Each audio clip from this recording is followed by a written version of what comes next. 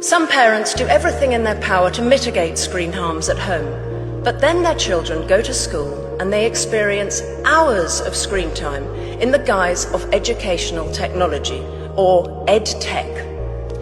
Whether that's in the form of iPads and Alexa voice assistants for nursery school children, learning systems like PowerSchool in primary school, or Google Classroom on secondary school devices, who has proven that this deluge of screen education is what's best for our children? No one has. If we step back and view this state of affairs through a compassionate lens, it's fairly understandable.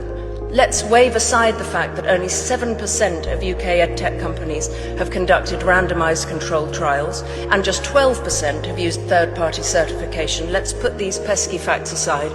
At the beginning, these products seemed futuristically exciting. Well-intentioned schools spent fortunes buying and implementing the latest software and trained their teachers in how to use it. And some of the tools, like no more marking, have been helpful for teachers.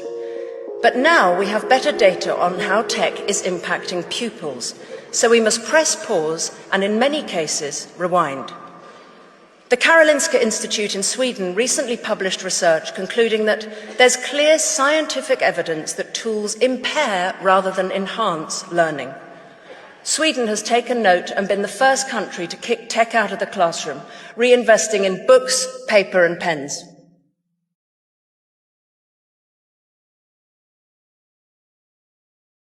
They had the courage to admit that EdTech was a failed experiment. Bill Gates himself said that devices have a lousy record in the classroom. Mark Zuckerberg went to a tech-free school in Boston. Steve Jobs didn't let his own children use iPads. UNESCO says moderation should be the key word relating to classroom tech use.